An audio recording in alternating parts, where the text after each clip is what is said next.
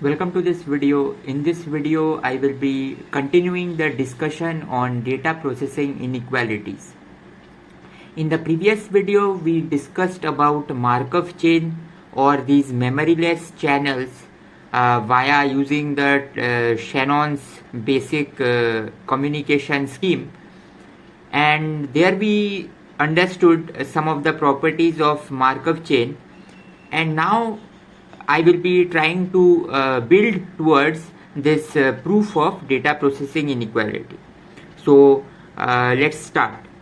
So given I have a Markov chain or some sort of a signal, some sort of an encoding of a message transmitted via some sort of a channel and then decoding, what must be true as per the data processing inequality is that the initial entropy associated with X must always be upper bounding the mutual information between X and Y.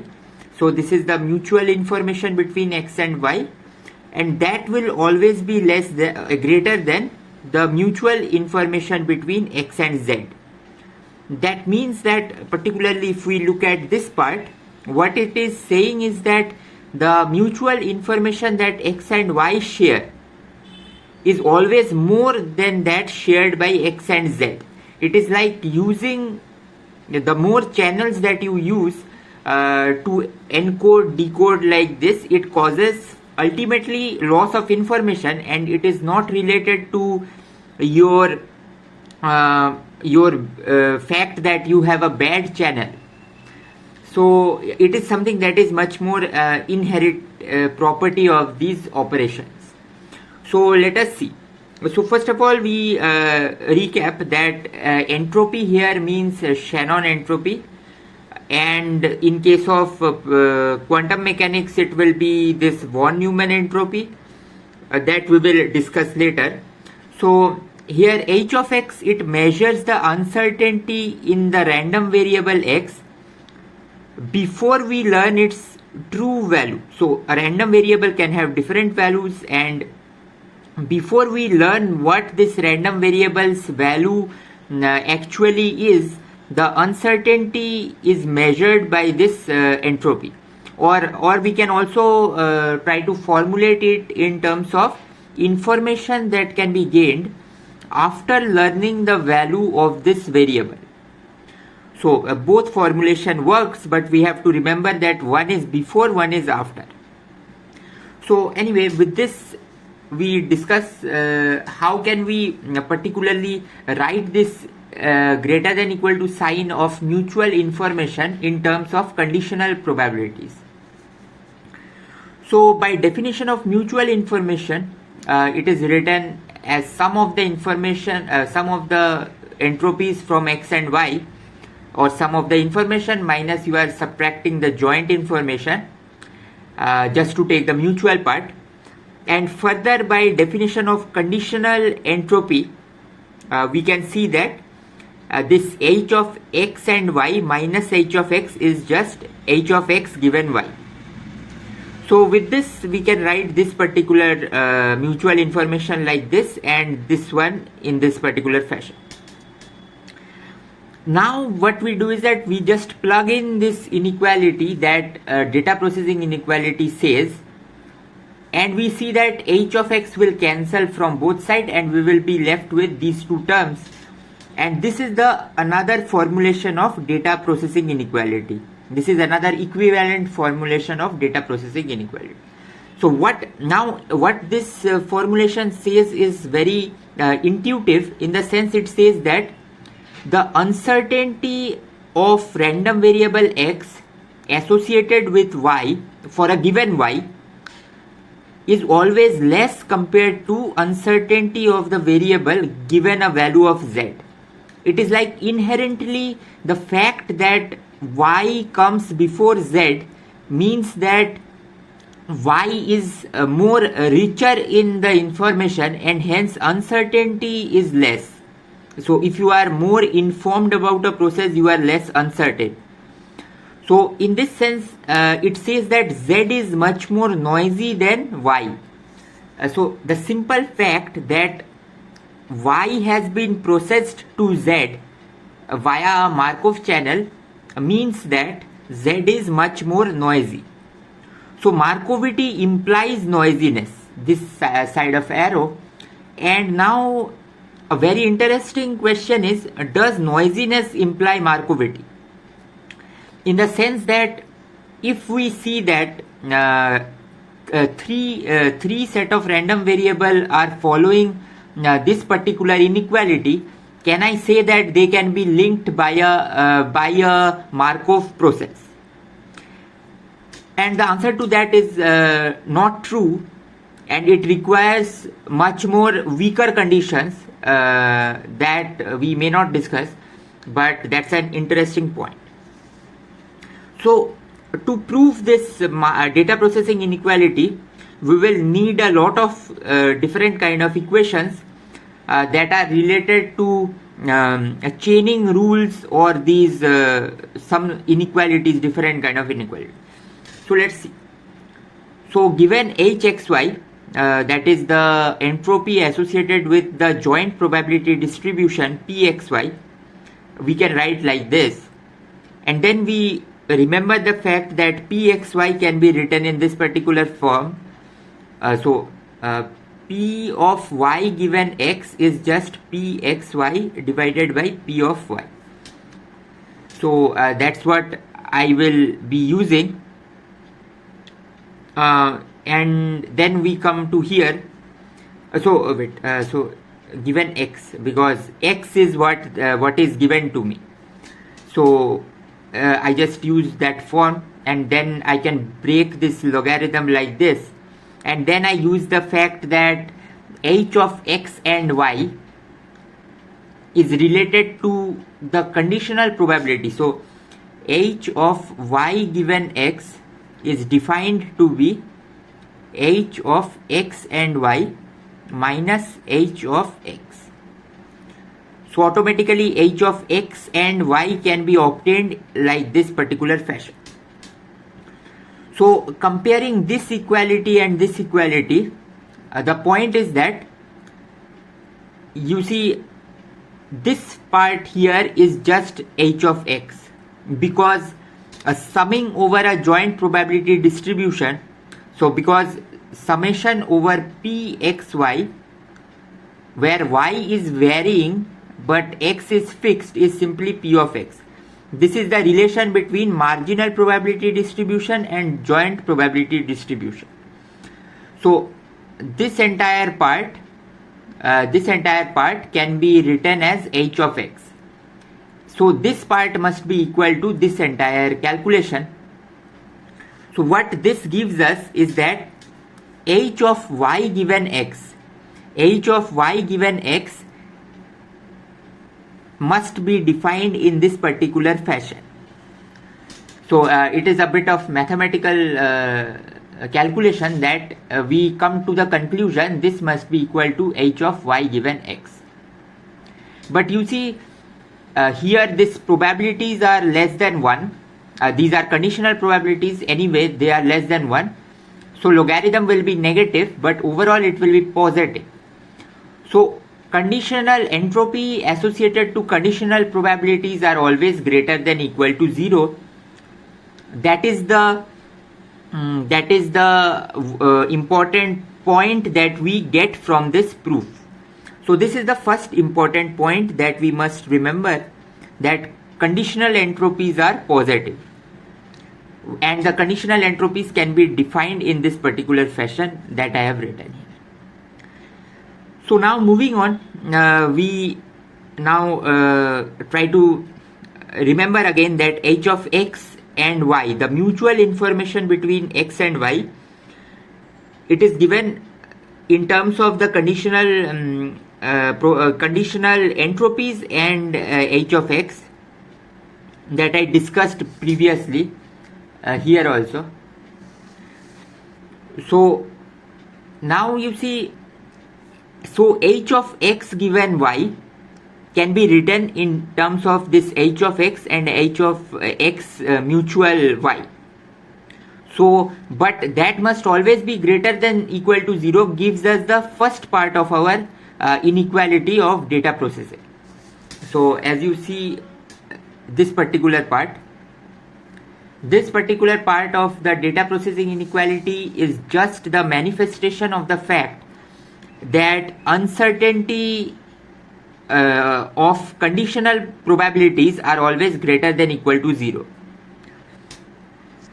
So now moving to the second argument, now we will be dealing with some heavy big formulas of chain rule.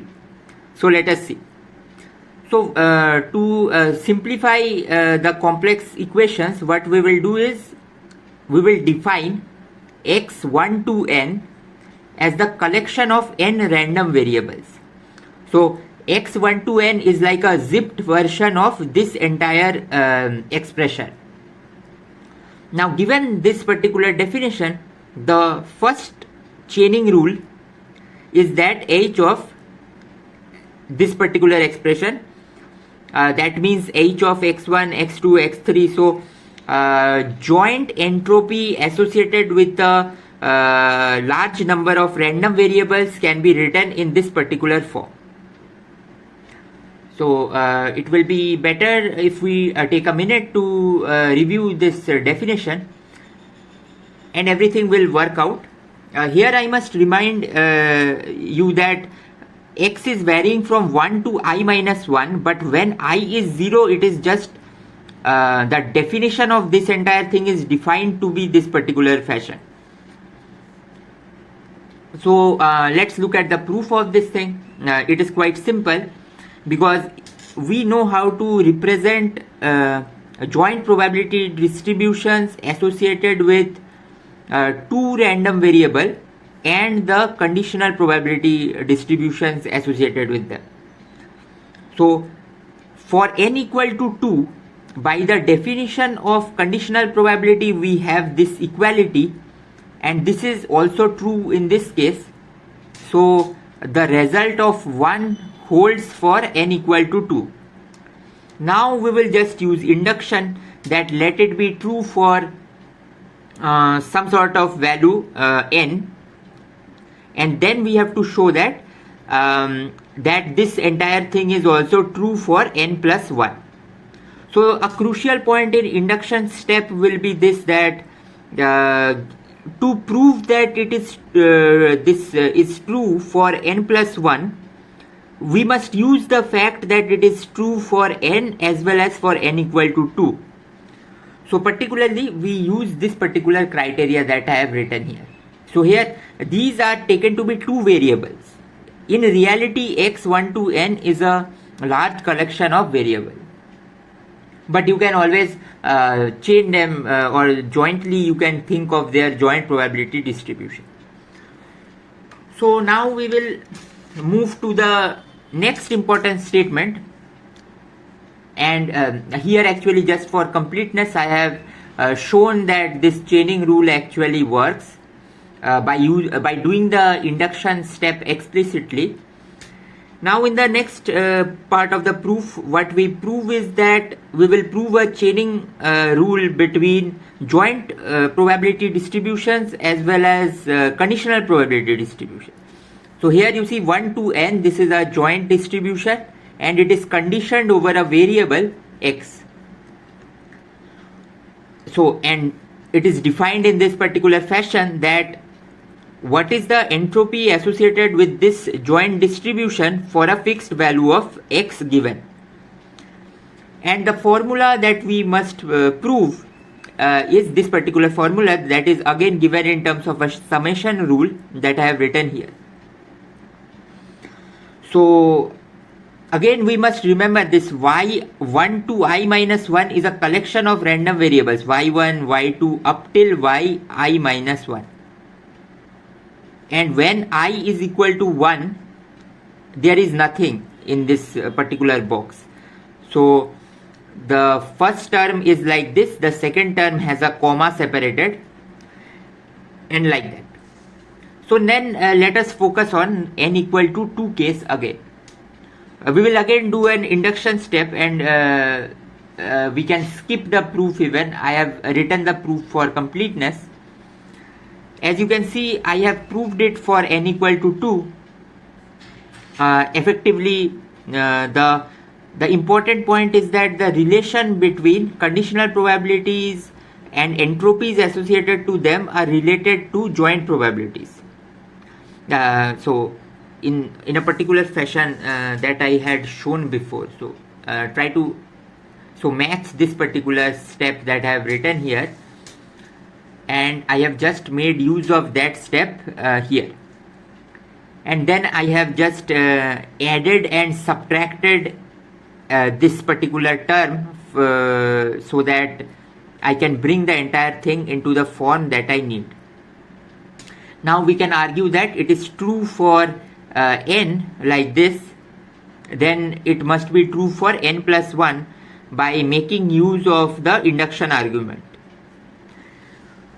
So now moving on, what we have proved till now is that we have proved that this first part and this second part, and it will be a good thing to just pause the video and pay some attention to what each of these terms actually mean. So this is from 1 to I minus 1. This is also from 1 to I minus 1. But here there is only one I. So now we will prove another important chaining rule. So we have proved 2 of them. We just need one more. These chaining rules will also be helpful for calculating the Fano's inequality, as we will see. And they can be useful to calculate these inequalities in a very general setting where you have n set of random variables.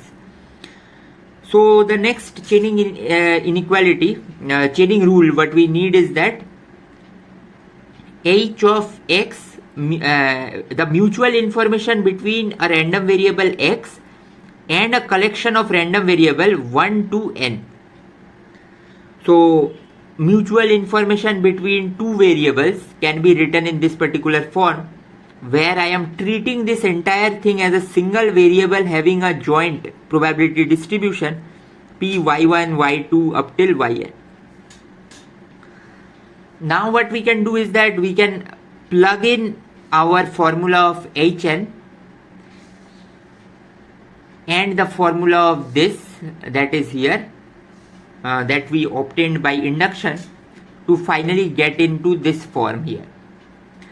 So now what we do, we just relabel our variable to see that it can be written in a very compact notion. So suppose this yi is called this calligraphical x, and this entire variable, this entire set is called this calligraphic y, and this variable here, let's see. So this variable here is y that is here, and this variable x is calligraphic z. So the entire expression above is just of this form. So now this particular thing, we must remember what this formula is. So what this is that mutual information between these two variables. So how do we write it is that mutual information between z and the conditional distribution x given y. So that's all for this video. In this video we just went over some mathematics of this chaining rule. We will just need the final results, so that's all.